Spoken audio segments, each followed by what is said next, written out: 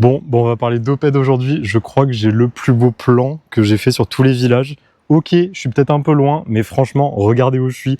Je suis vraiment dans les champs d'oliviers. Ça a été le bordel pour venir jusqu'ici, mais j'y suis arrivé. Donc allez, on va parler d'Oped. D'ailleurs, évidemment, ne vous faites pas avoir. Il y a le village d'Oped, donc qui est récent, avec poste, mairie, etc. Donc il y a rien à faire, même s'il est pas moche. Et pour vous expliquer le titre de la vidéo, donc pourquoi ce village n'aurait pas dû exister aujourd'hui. Pour commencer, tout ce que vous voyez là, au début du XXe siècle, ça n'existait plus. Enfin, techniquement, si, mais c'était un village fantôme. Les maisons s'effondraient, la forêt reprenait ses droits, enfin bref, Oped le Vieux était à l'abandon, et il aurait dû mourir et être totalement effacé de la carte. Mais pour comprendre pourquoi il a été abandonné, il faut regarder juste en bas dans la plaine. Pendant des siècles, la vie de village, ça devait être l'enfer. Franchement, de ce que j'ai lu, ça devait être horrible. C'est perché, c'est raide, il n'y a pas d'eau courante et les paysans devaient descendre dans la vallée tous les jours pour cultiver la terre. Et tous les soirs, remonter à pied. Alors, en 1912, la mairie a jeté l'éponge. Elle a officiellement déménagé l'école et l'administration en bas, au lieu dit les Poulivets. Aujourd'hui, c'est l'actuel village d'Oped, donc là où il y a la boulangerie et où je suis allé et où je vous montrerai évidemment ce que j'ai pris. Bref, logiquement, les habitants ont suivi et ils ont abandonné le village à son triste sort. Mais en 1940, donc en pleine Seconde Guerre mondiale, il y a un retournement de situation. Un architecte qui s'appelle Jean-Marie Louvel refuse de baisser les bras face à l'occupation. Il cherche un endroit caché pour continuer à créer en homme libre, il découvre ses ruines et s'y installe en secret. Assez vite, d'autres artistes le rejoignent, dont une femme assez connue, Consuelo de Saint-Exupéry, et oui, c'est l'épouse de l'auteur du Petit Prince. Avec vraiment peu de moyens et avec leur force, ils déblayent les pierres et reconstruisent les toits. Mieux encore, sous couvert de faire de l'art, le groupe cache des résistants et des personnes traquées sous le nez des autorités. Pour nuancer, et comme d'hab, pour rester honnête, j'ai trouvé qu'une seule source qui parle de ça, sinon les autres que j'ai vus disaient simplement que c'était des artistes, donc bon, je sais pas où est la vérité, mais je le dis quand même parce que forcément ça améliore l'histoire. Bref, tout ça nous amène à aujourd'hui. Oped le Vieux a trouvé un équilibre parfait. C'est pas un village musée bondé de boutiques de souvenirs, c'est un lieu vraiment unique, en partie restauré où la nature et les ruines cohabitent encore. On y vient pour le calme, pour l'art et pour cette atmosphère unique de village ressuscité. Allez, maintenant que vous connaissez l'histoire, on repasse à la vidéo où je vous dis quoi faire, quoi voir et quoi manger dans les environs. Et il y a le vieil Oped, donc ce qui est derrière moi, et ça c'est vraiment magnifique. C'est un village qui est extrêmement petit, je vous mettrai le screen maps juste ici. Comparé aux villages comme Ménherbe, Lacoste qui sont déjà pas très grands, celui-ci il est vraiment minuscule, mais c'est ça qui fait son charme et c'est pour ça qu'on veut le visiter,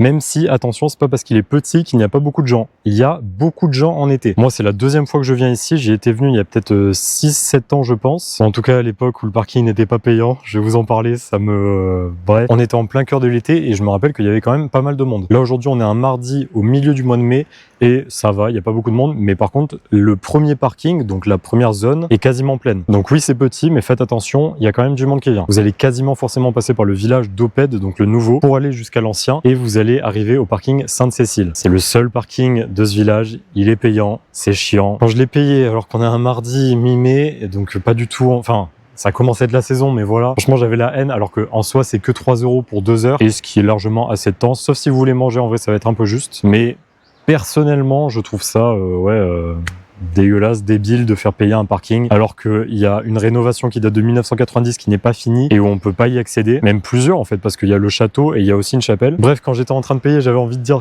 que du mal de ce village, mais franchement il est beau, donc je vais garder mon objectivité, ne vous inquiétez pas, juste il faut savoir qu'il faudra payer le parking, et que là c'est pas comme à Ménherbe, il y a un parking gratuit, donc là on peut un peu ne pas payer le parking, là il y en a qu'un et il est payant. Dès que vous partez du parking en direction du vieux village, vous allez passer dans un jardin paysager qui est pas fou si je dois être honnête, mais bon, vous passez par là, il y a des cyprès, il y a des arbres, il y a des chênes, il y a évidemment des pins, je crois que c'est du genêt, le truc que j'ai filmé, je vous mettrai la vidéo ici, qui était pas encore en fleurs, du coup là c'était juste vert, mais quand ça sera la saison, ça sera jaune, là ça sera magnifique. Ok, après avoir passé ce petit jardin, vous allez arriver dans le village, et j'insiste sur un point, mais ne prévoyez pas toute une journée. C'est vraiment minuscule comme village, c'est à coupler peut-être avec Ménherbe ou même un troisième village, parce que vraiment, c'est vraiment petit. Mais il y a des choses à lire, il y a des choses intéressantes à voir. Il y a un restaurant qui a l'air bon, donc vous pouvez quand même y rester, 2h30, 3h si vous tirez vraiment. Mais une journée entière, non, c'est pas possible. Au centre du village, donc qui est juste en dessous de l'église à gauche, il y a un café, une galerie d'art et encore quelques maisons habitées, mais en vrai, c'est tout. Par contre, un truc qui m'a vraiment surpris, c'est qu'il y a des maisons habitées même dans les ruines en fait. Il y a des numéros avec des boîtes aux lettres, donc il y a forcément des gens. Bon, j'ai vu aussi une plaque du 75, donc c'est aussi des maisons de vacances, mais il y a vraiment des gens qui vivent dans la partie encore en ruine et qui ont des maisons de fous parce qu'on dirait des anciens châteaux, c'est vraiment trop beau. Je pense qu'on la verra, mais celle qui est là,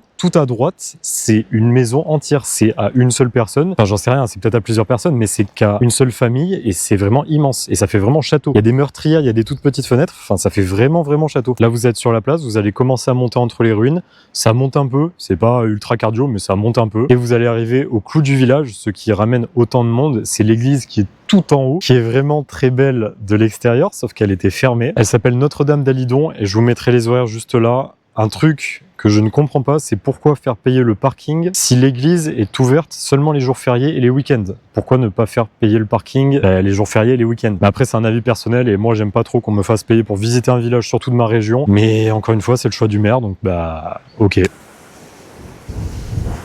Une fois qu'on est arrivé juste à côté de l'église, il y a les ruines de l'ancien château, donc c'est ça qui est en rénovation depuis 1990, comme la chapelle des pénitents blancs qui est un peu sur qui est sur la droite juste là, je sais pas si on la verra. Mais bref, donc c'est deux choses qui sont en rénovation depuis 36 ans et qui ne sont toujours pas ouvertes au public, donc un peu triste. Ok, c'est beau de l'extérieur, même l'église est très belle, je la trouve vraiment très belle et très massive vue de l'extérieur. J'ai pas pu rentrer parce qu'on n'est pas un jour férié ni un week-end, mais par contre on a la vue sur le Mont Ventoux. Bon, il est très loin, mais on le voit. Et encore une fois, sur les vignes, les champs, les pinèdes, enfin bref, c'est beau. Pour sortir du village, parce que oui, on a déjà fait le tour, il n'y a pas grand chose à voir, c'est beau. Vous allez vous balader un peu dans les rues en ruine, etc. Mais vous n'allez pas y passer 2 heures, je suis désolé. Donc en sortant du village, je vous en parlais dans la vidéo de Ménherbe. Cette fois-ci, c'est pas le musée du tire-bouchon, c'est le musée de l'huile d'olive. En vrai, c'est un peu mieux que le musée du tire-bouchon, j'exagère, mais c'est un musée qui me fait un peu rire personnellement. Enfin, son existence me fait rire plutôt. J'y suis jamais allé encore une fois, mais si ça vous intéresse, je vous mets la fiche Maps. Allez-y, informez-vous sur notre région, c'est magnifique. Je sais qu'il y a aussi un musée de la lavande. Ça, à la limite, parce que c'est beau, ça sent bon. Bon, l'huile d'olive, si vous voulez de l'huile d'olive de notre région, il y en a sur tous les marchés. Après, j'imagine qu'ils en vendent et qu'ils ont un domaine dans ce musée. Elle doit être sûrement très bonne, mais je n'y suis pas encore allé pour l'instant, donc j'ai pas d'avis à vous donner. Juste, je vous dis que ça existe et voilà. Pour les restaurants, c'est simple. Il y en a que 2. Si j'avais à choisir, j'irais dans le petit café. Vous êtes sur la place principale. Les plats ont l'air bons, bien présentés. Les prix sont ok, pas peu chers, mais à des prix ok pour la région et pour des villages touristiques comme celui-ci. Après, j'y suis jamais allé, donc je peux pas vous dire pour le goût. Et dans le village récent, si vous voulez manger avant d'arriver dans le vieux village, pourquoi pas. Il y a 2 restaurants aussi et ces 2 ont l'air très bons chacun. Si je devais en choisir un, j'irais au Chanu parce que un peu pareil que le café dans le vieux village, ça a l'air bon. Les plats sont bien présentés, il a une bonne note sur Google Maps, donc pourquoi pas. Et très triste, il y avait une boulangerie, j'y étais allé il y a 4 ans, elle s'appelait Les Filles du Boulanger. Aujourd'hui, elle s'appelait aussi Au Pain de Proust et elle a fermé définitivement il y a 2-3 semaines, le jour où je tourne cette vidéo. Je vous mettrai d'ailleurs le message que j'ai trouvé sur Instagram. Franchement, ça se sent que c'était des passionnés et le message est touchant. En vrai, pour moi qui suis fan de tout ce que peuvent faire les boulangers, créer viennoiseries, salées, etc. Enfin bref, j'adore les boulangeries. On sent vraiment des artisans passionnés et ça fait un peu de peine forcément qu'ils ferment. Mais dans le message, il disait aussi que des gens allaient reprendre la boulangerie. Donc là, ça fait 2-3 semaines, elle est encore fermée, mais peut-être que pour la pleine saison à l'été, ils l'ouvriront. Et voilà, on a déjà fini la visite d'Opède-le-Vieux. Je vous le disais, c'est vraiment très rapide. Si vous deviez retenir qu'une chose de cette vidéo, c'est beau. Le parking est payant. Moi, je trouve ça chiant, mais bon. Et c'est vraiment un village à rajouter à une journée. Faites Ménherbe, Lacoste, Beaunieu avant, au hasard, parce que je viens tous les 3 de les faire ce matin. Et compléter avec Opède-le-Vieux, qui est pas raté pour moi quand même. Allez-y, c'est vraiment beau, ça a son charme. Et on retrouve pas d'autres villages de ce type dans la région en tout cas. Donc c'est vraiment à voir pour moi. Ça serait parfait si le château, l'église et la chapelle étaient ouverts tous les jours.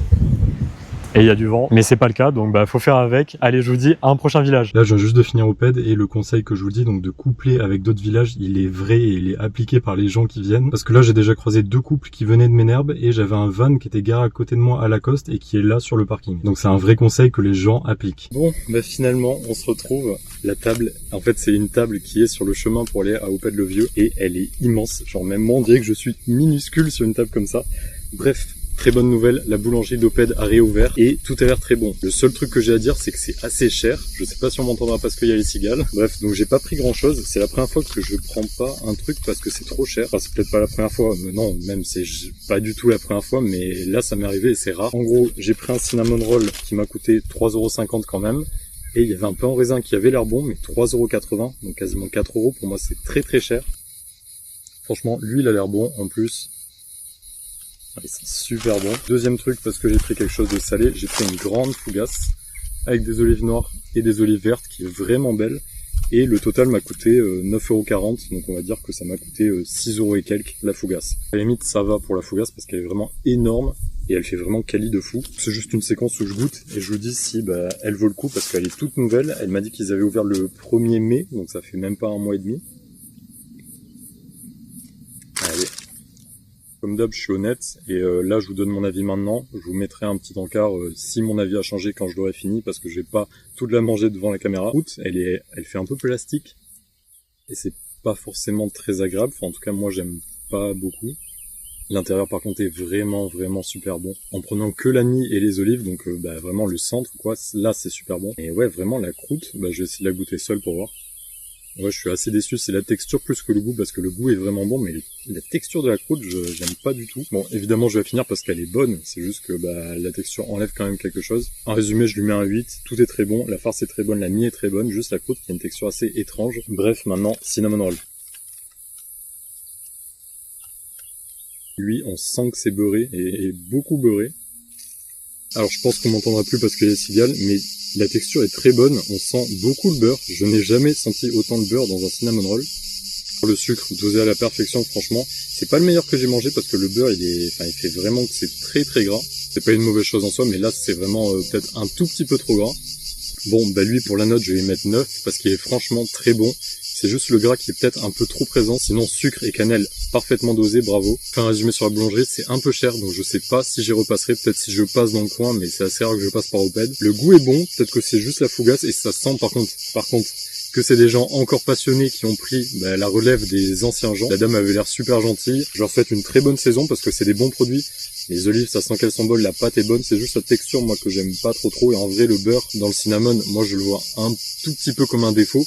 Mais comme moi, j'adore des fois des trucs en excès de sucre, je sais qu'il y en a qui adorent des trucs en excès de gras. Même si là, c'est pas en excès non plus, sinon j'aurais pas pu le finir, alors que là, j'ai fini très facilement. Bref, c'est tout pour cette séquence dégustation. Je vous dis à un prochain village.